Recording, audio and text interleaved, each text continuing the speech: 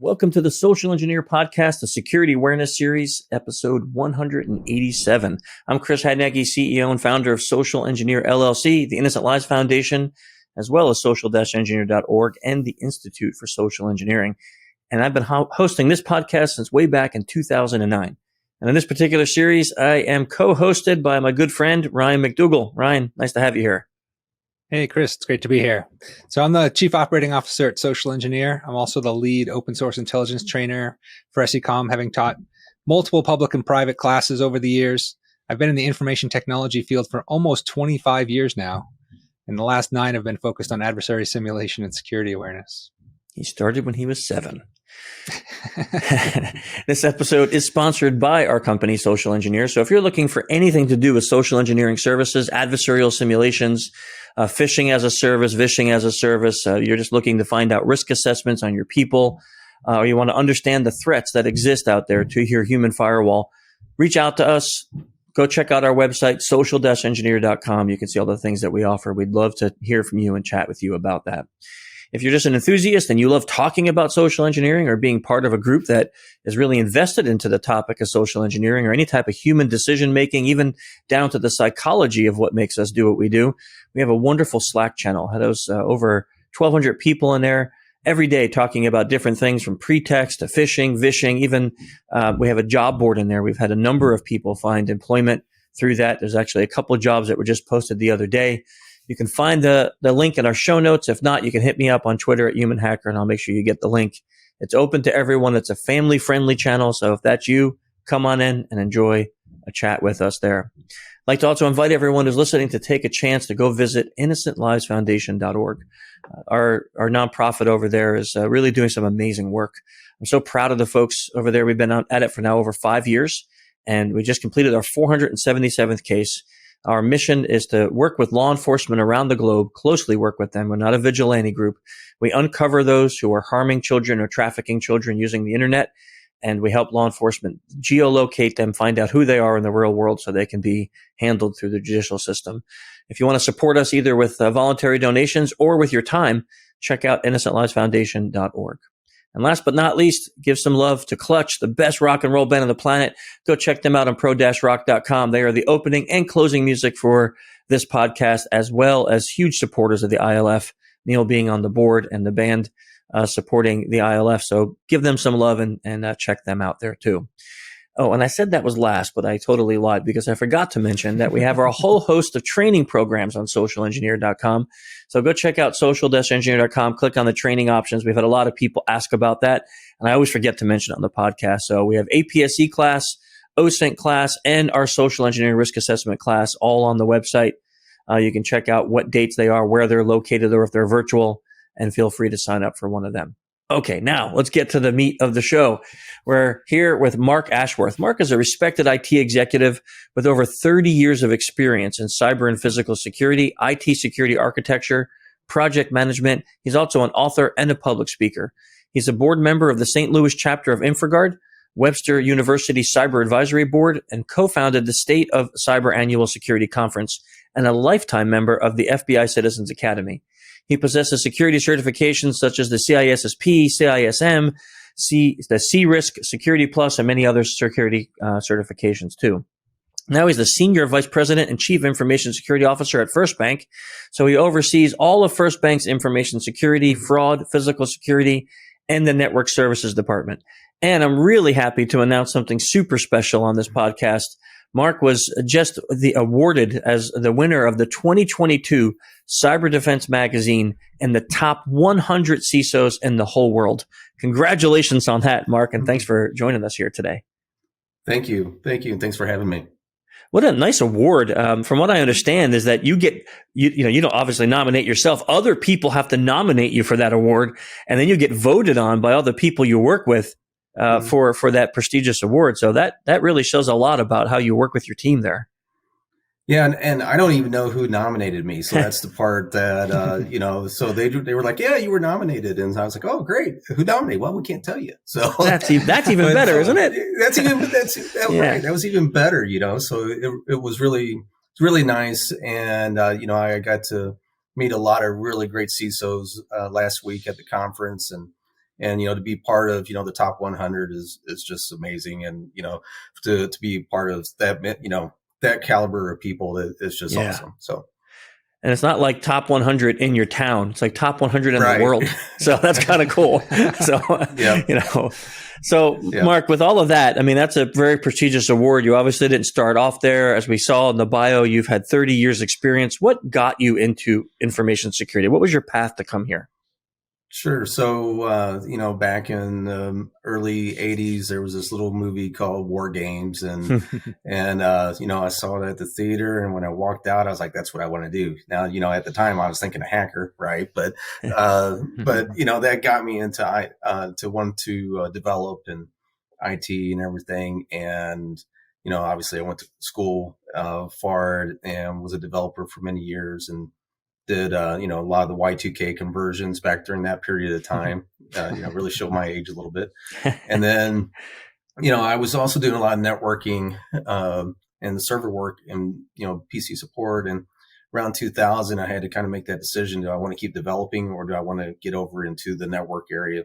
And I was having a lot of fun at that. I was consulting at the time. And it was a lot of fun going to 2 or 3 different clients a day versus one client for 6 months, So that part was really fun. And then around 2003, we started doing auditing, and I became one of the first 5 CISSPs in the state of Missouri. The other 4 worked for my company as well. And so, we kind of all went in. Cornering the market, huh? That's right. Yep. And so, I did that for a few years, consulting with them. And then I also got into, or changed over, went into healthcare. Spent about 6 years in healthcare, then, left there, went into, an old client, and, that was in aerospace, did aerospace for about 5 or 6 years, and then came over into banking and been in banking ever since. So, it's kind of like touched every major industry, huh? Yeah, I literally was, especially in consulting, so, I consulted for Fortune 500, Fortune 250 companies, in and around the area, and then, did some traveling and stuff for work too. And, it was a lot of fun, and, got to see how a lot of different companies do business. And, that was, really kind of the big thing, I think. So since you kind of had your hands in many different types of organizations, what would you say is one of the outstanding or overwhelming things that you saw happen in a company that you said, I'm going to take this with me to my next company because that's a really good security practice, or that type of action really helps the team be security conscious? Was there 1 or 2 things you could pick out that you saw that really stood out for you in that? Yeah. It's like a really accumulation of a lot of things, on whether it might be on how one company, makes their policies or does their workflows, and how some have their processes to move into production, change management, all those different areas and little bits and pieces here and there. A lot of around Active Directory and how you organize Active Directory. And so what I was learning from the big companies, I was taking down to the small companies and trying to make sure that it's managed that way. Because, they're usually following best practices a lot better in the higher level because they have more consulting dollars to be able to bring that in and, bring in the Microsofts and everyone to pay the, high dollars to help with that. And so taking that and bringing that into a smaller organization, I think was really beneficial. The patch management processes, disaster recovery, I think was probably one of the biggest things is, this is how these companies or, these Fortune 500 companies are doing DR between their data centers. Now let's bring that, reduce it down and make it efficient and cost effective for a $50 million company. And that's the type of things that I did and really enjoyed doing. Okay, that's an interesting thought. So, disaster recovery is a huge topic, right? So, and really, we don't need to go into it. I think we all know how important it is.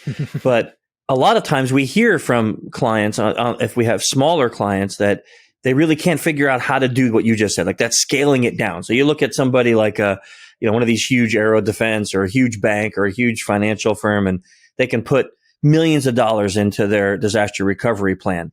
And then it seems really robust and their backups are done great. So how have you learned to do that, to scale it down? So you say, okay, yep, that's what these giant banks do, but now here I'm at a smaller, but let's do the same thing, but scale it. Mm-hmm. Yeah, obviously, when you do that in a smaller scale, you're not doing the high-end EMC sands and syncing between the sands. You're getting the an old server together with a bunch of hard disk space, and use double take or Zerto or something along that line Sounds to do familiar. your synchronization. Yeah, so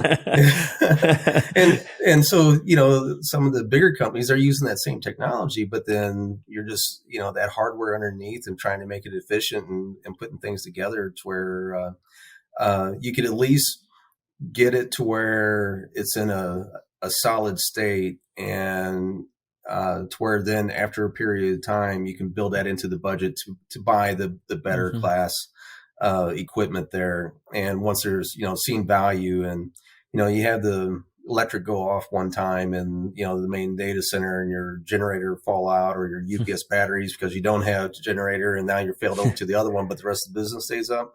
Now you just justify that server, or that equipment. So it makes it a lot easier that way. What I love about the messaging is a lot of times if people feel like, wow, I went to this speech and I heard, bank of whatever, and they're huge and they laid out their disaster recovery plan. And then you go home like, I don't have the money for that. So they just don't do anything. But what I love about what you're saying is it's not about just throwing in the towel and saying, well, I can't do what they do, so there's nothing to do. You still took the action. That seems like you really value strategic thinking when you're trying to plan for what type of roadmap you're going to have for the companies that you worked with. How valuable would you say that is? I think it's very valuable. And, what I learned from consulting, and then even, before I got into tech and, back in college working in the hotel industry, customer service, it's about finding the solution to a problem and thinking out of the box to get to that, and then building the strategy to get to where you want it to go. And, that's been the one thing I even today, and, as a CISO, I still feel myself as a solution provider. So, there might be some sort of security issue with with product A. Well, yeah, maybe we shouldn't look at product A, but let's look at B, C, and D, because they do meet the security controls and provide the same functionality. So bringing that to the table versus just saying, no, we can't do that. Or as you lay out your incident response plan and building that out, strategically thinking of how you're going to get the other organizations to buy into this, to do your tabletop exercises. What technologies do we need in there to help improve with the incident response, the forensics, all that component of it is a strategic thinking. And it's a matter of looking at the big picture and then providing that vision down to the teams to where then they can go in there and look for it. So, it's very important, especially at this level, to, strategically think of where's the business going, where's technology going, and now how can we incorporate security within there and not be a roadblock to business growth. So how actually do you communicate all of those various types of risks, both up and down the ladder there? Like there's got to be some technique you use given the experience that you have with so many different industries, so many different types of people that are in those different jobs. What are your techniques for communicating those risks effectively to get people thinking that way? Yeah, it's all in the presentation. There's an old saying that I used to have, and I heard it from a movie somewhere. It's all in the presentation, and it really is. It's knowing your audience that you're trying to present the risk to, and then laying it out. You're going to present that risk to the board a lot different than what you might to a server admin or to an IT manager.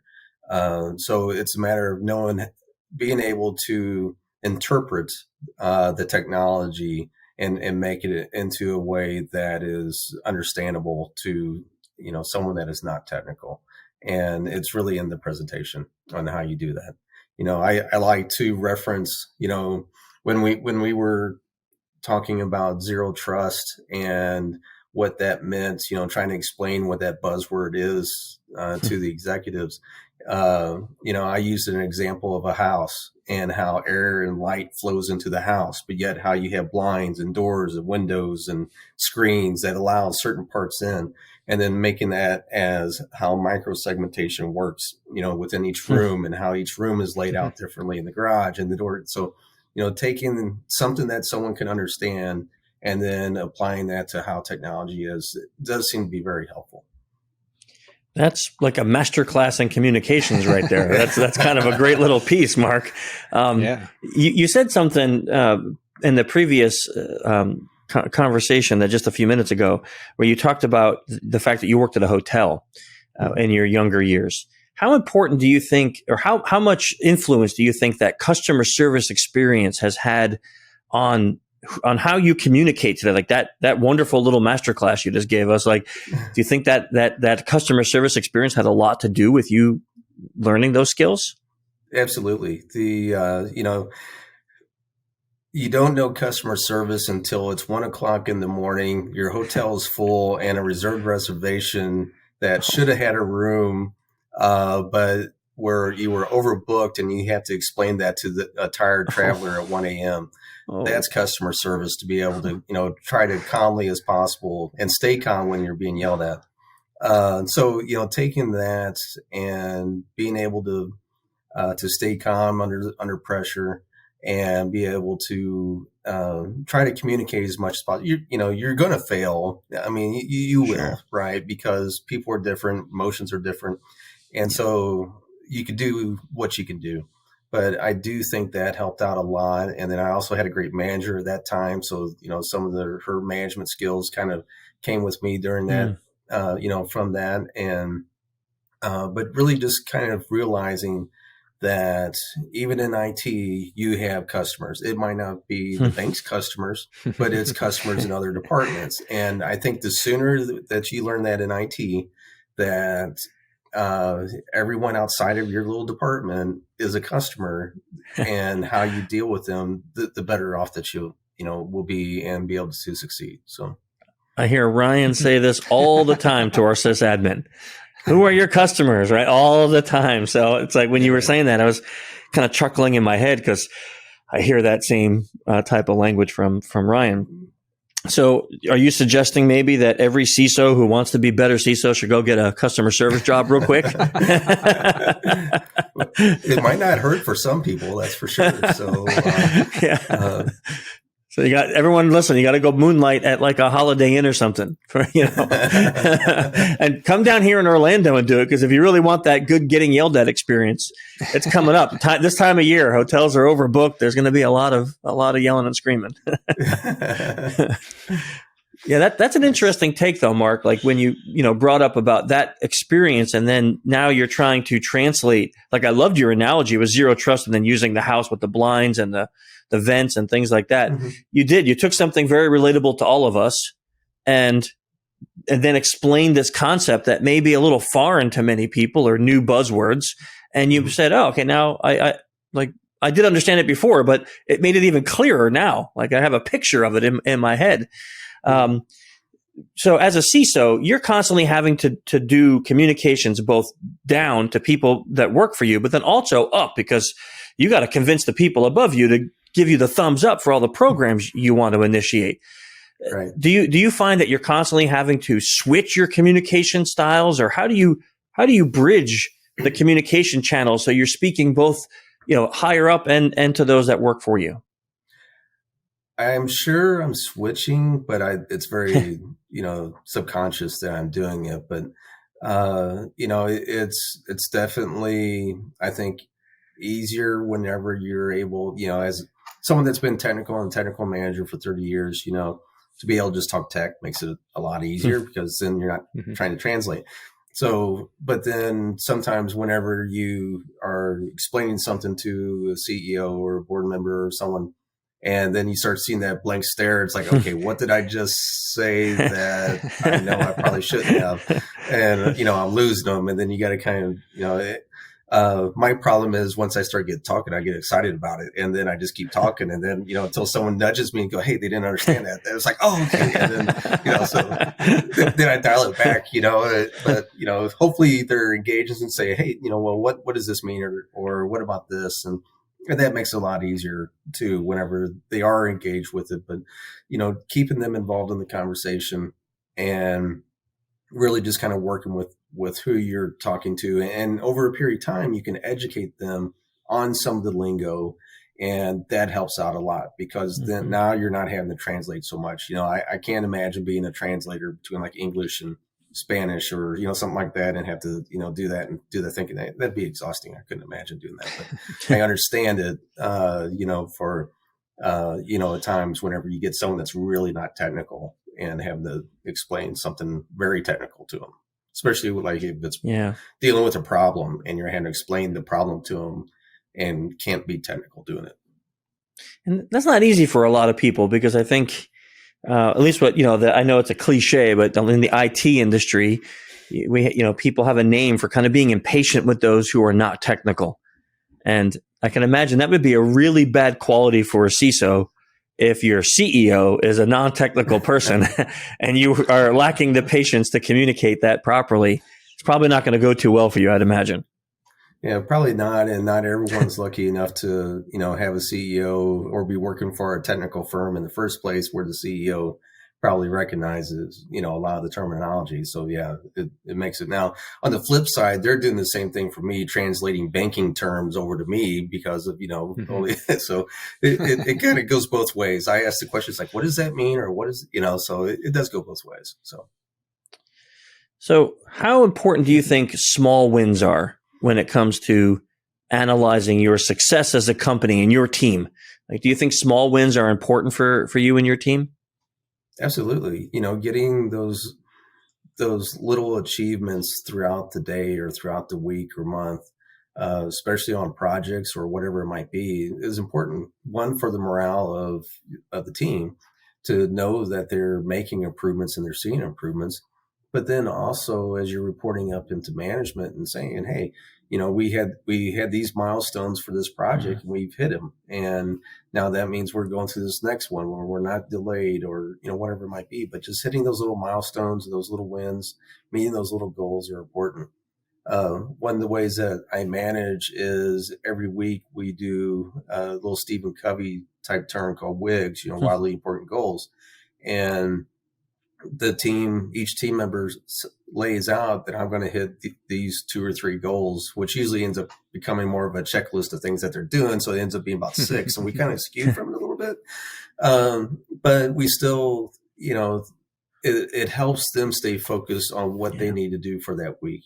And there might be a couple of them that doesn't fall off or they become delayed, but we keep it on the goal list, which I know is not totally following the WIG concept from Covey, but it still works and it allows us, to help manage that. And it's where, okay, they got done with the other 2, but I got these other 2 out here. So now I can go and tackle that. And then, when they don't meet it, they're having to explain, yeah, I didn't get to it because of this reason.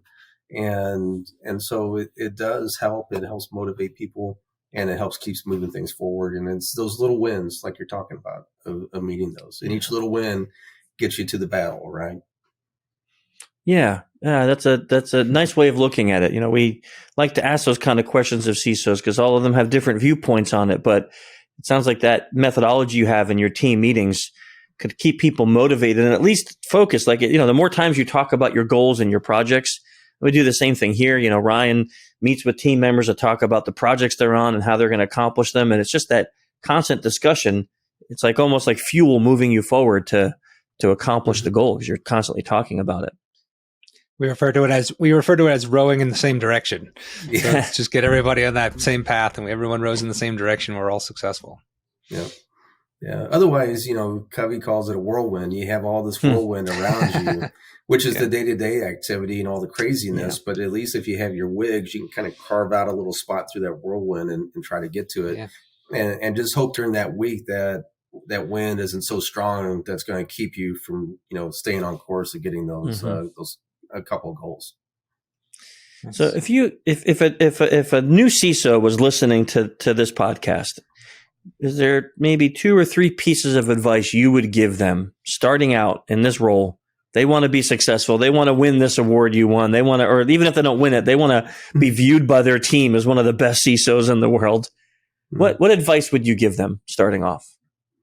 One, listen to your people. So that's going to be your best source of knowing what risks that you have, what problems in the team that you have, and, really kind of give you an idea of what's happening in the environment. And then secondly, I would be laying out and trying to determine what does the environment look like? What's your vulnerabilities look like? What's your patch management process look like? What's your policies look like? When was the last pen test done? Is there a risk register? And if not, start building one. And then have those conversations. Probably the third thing, have those conversations, most importantly, with the executive team. Find out where their concerns are, where your team was lacking prior to you coming on. And then line your goals to try to figure out where that's at. Once you determine where your risks are and where your areas you need to focus on, now you can start building a strategy around there and start laying that strategy out and laying out that plan, which needs to be probably a multi-year plan to get to point A to point B. And then start building that communications to sell that to your executives. You said something interesting is, and this discussion comes up often. Like, so you asked the question, when was your last pen test? A lot of times people feel like, oh man, if I get one of them, it's going to expose all of my embarrassing parts that I didn't fix yet. Good. So people sometimes avoid getting one of them. And you just said good. Now, why should that thinking maybe take place of I don't want my boss to see that I didn't do these 5 things, so I'm not going to get that pen test yet? Pen test is going to do 2 things. It's going to, 1, tell you where you're lacking, and then 2, where you're strong at. And so by knowing where you're lacking at means that you're going to be able to react to that. And that's going to show you what you need to do. You can lay out a plan for it, and you can work with your business teams in IT to fix that. Because really, when it comes down to it, the CISO's job is to find the risk and communicate that risk and work with the teams to provide the governance to resolve and mitigate those risks. That's what the security team should be doing. They should be looking for the risk and then help provide the governance around there. And then really building those partnerships with the other areas in IT and the business in order to mitigate what needs to be done. Maybe it's a process issue. Maybe it's a technical issue. And so those pen tests help you determine what that is and where it's lacking. So that way, you know about it ahead of time and not someone outside your organization that's going to use it to get into your environment. And now you're going to get in trouble if you didn't do anything with it, or you ignored it, or you try to cover it up. Now you're in trouble for, covering it up, and that's not right. And now you become a Joe Sullivan type case for covering stuff up. What I like to get is into that. the word that you just used, partnership. I really like the way you think about that. Like you said, partnership with other with other departments, and that's a beautiful way of thinking about it, as opposed to being an adversary. Like, okay, we found that marketing's really messing up and their computers are insecure, so let's go lay waste to that whole department. No, you just said partnership, and partnership makes it sound like, okay, hey, we got this flaw over here. Let's go talk to them about how we could fix this together. Mm-hmm. And I find that to be a really, like, in many, throughout this podcast, many CISOs that we've spoken to that have that thought process, it's kind of like why we have them on the show, because you could see the success of the companies they work with because of that type of attitude. Does that start from the top down, or how can you get that? If you're in a company right now where you just don't seem to have that partnership mentality, how do you think someone can try to build that? Well, definitely top down will help, but if you can get your teams to start partnering with their counterparts in other groups, that's going to build that relationship, and it'll trickle up as well. Ideally, you're hitting it from both sides, and you're trickling up and trickling down. And, getting, again, back to that customer service process, and mindset that IT is security's customer, or the business group is security's customer. So what do we need to do to make that customer understand what the risk is, and here's a potential solution for that? And the answer might be no, you can't do that, but at least go, you can't do that, but this is why this and this and this can happen. You can't click on every link in an email because this and this can happen. And so so you have to provide that training and education whenever you are denying something, if you are denying something, or, you're strongly protesting, let's say, that something shouldn't happen because of the risk that's involved there. And then it's up to that person's leader then to accept that risk or not, and then sign off on it. So that's wonderful. Mark, and doing this podcast, we always ask a few questions as we get near the end. Many of us have not got to where we are without some help, without a good mentor or two. Mm-hmm. Do you have someone that you can think of that you would say, boy, without that person, I'm not sure if I'd be sitting here today? Yeah, that one's always a tough one for me, because I really don't feel like I had a true mentor, but there were a lot of people that influenced my way of thinking throughout the time. So now that I'm older, and I'm looking into board governance and everything, I do have a mentor on that, and he's doing really good on helping advise me on what to do, the type of thinking, things that, books to read, and those sort of things. And that is what I'm trying to do with other people too. I want anyone on my team to eventually, if they want, to be in my position. And so here are the tools that, I feel makes me a good manager and is being successful with you. So, you bring those tools on. Here's the way that I think about things and those sort of things. So all of that didn't come from one person. It came from a lot of different people and different techniques and how to talk to people and manage people. And, my problem is a lot of times I'm too direct, and, I hear that a lot. I have the same problem. Wife and kids, Yep. You Amen. soften it. And, yeah. And so, I try to soften how I do things, and, and so I try to pay attention on how other people do things along that line. And so it's a lot of little bits of things, but, there's been definitely a lot of big influences, but not really someone that's really kind of taken me under my wing. It's been really a lot of trial by fire. Yeah. Well, still, it seems like you said, coming up in the industries, you just have people that you look at. Sometimes I could feel like mentors could be people who did it all wrong. And I said, I don't want to ever do that. And not that they were willingly mentors, but I saw people like, oh, I don't want to ever be a manager like that. And that taught me to never do those things. And I still look at that and go, wow, yeah, I learned a lot from that person, even if it wasn't, great learning experience. Right. Yeah. And, I really think that kind of that term mentor, I think there's been people kind of throughout time, but I think that whole concept is really, over the past 5 years, has really become more of a thing of being a mentor or a coach. And, at least on the business side, I mean, you always had your coaches in sports and all that sort of things. And some of them that are really influential and stays with the kids throughout, time, but it's still, I think it's more of a newer concept, and I could be totally wrong, but that's kind of my take off it. And maybe that's just been how my experience is of being with a lot of smaller companies and just being able to take little tidbits from, various people as I've gone through my career. And, if you had to pick a few books that you love, and it doesn't have to be anything about what we spoke about today. So it doesn't have to be about being a CISO or IT, but if you like to read, do you have a few books that you would love to recommend? Yeah, so I'm going to pull up my Goodreads because I can never remember the titles or the authors here.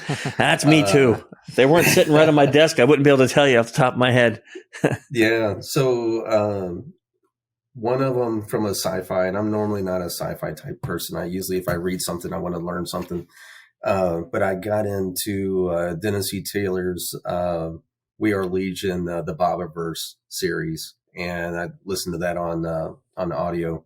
And that I really, really enjoyed that. And then I just recently finished the Bad Blood book that's on the Theranos, Elizabeth Holmes, and that was a good one as well. And now I'm back and doing a bunch of different kind of self-help type books, but more educational type things. Excellent. So yeah, those are great. You know what? I love it when people come in and they give book recommendations that have nothing to do with what we spoke about, right? We get a lot of good sci-fi books, and we have people who love to read all sorts of things on our list, so we always add these to the list, and it's great. It's great for that. Yeah. For goal setting, I love the Zig Ziglar series. And, Zig Ziglar, his stories were always the greatest, and so I really like those. And then Stephen Covey's also really good. I like listening to his books and stuff. I got several DVDs of them. So Stephen and Zig are like timeless. Yep. Right. It's kind of like Dale Carnegie's book. It's like, you realize like Dale Carnegie's book was written in 1935 or something like that. And we still refer to it and talk about it. And I read that and I was like, really? It's not that old, is it? No, come on. Yeah. Some books are just timeless and they'll stick around for a long time. Yeah. That's even a nice like, list.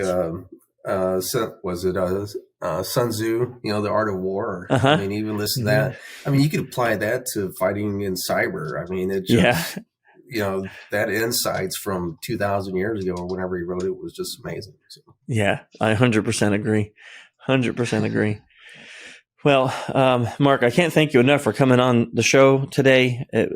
Again, congratulations on that amazing award that you won. If people want to follow you or they want to chat with you, what's the best way for them to get a hold of you? Probably on LinkedIn. Reach out on LinkedIn. Okay. And, if you want to, talk or if you got questions, feel free to do that. Obviously, if you try to sell me something as soon as it connect, you might not hear back from me. But, Fair enough. if you have questions or something, ask the questions on there. I'll be happy to answer it. It's a lot easier to do that than trying to carve out 15, 20 minutes of, my time, 50 times a day by every, salesperson. So, I love salespeople. They got a hard job. I get it. But, it's hard to, set aside something just to talk about some product that you really don't need or is not looking for at the time. So I love LinkedIn, but lately what I've been getting a lot of is, you could tell like when they're not even wanting to talk to you, it's almost like a bot because I have, recently I became a professor at University of Arizona. So that's the top thing on my, LinkedIn resume. So I'll get this message from a salesperson that says, I'd love to help you with your sales and marketing at University of Arizona. And it's like, what? Right. Like, I don't do marketing and sales. What are you talking about? Right. So I could tell they're not even reading my profile. They're just like sending blanket messages that have, they're pulling data out. Those people, I'm with you. Block them right away. So don't do that. If you connect with Mark, don't do that. And the other ones that I think are funny is we can help you with your financing. Did you see I work for a bank? Yeah. Yes. I love it. You can tell when they're not really reading your profile. And then when you get those who read it, I'm almost like, you know what, maybe once in a while I'll throw one of them a bone and talk to them about whatever product they have because you actually tried. You actually tried, but yeah. Or you're already a customer and some other sales guy is going through Salesforce and just not looking to see that they're already a customer. Yeah, already a customer. Yeah, it's like I've been a customer for 5 years. Check your database. You might want to read a little. Thanks a lot, Mark. Seriously, for coming on the show. Another fascinating conversation and really great list of points for new and old CISOs. It doesn't matter. I think what you said today can help anyone really become a better CISO. So thanks for coming on and sharing your knowledge with us. Thanks for having me. It was a lot of fun. Okay. Thank you all for joining us today. Next month, we'll be joined by Steve Oren, the federal CTO from Intel. So join us there and we'll learn a lot more from him too. Till next month. See ya.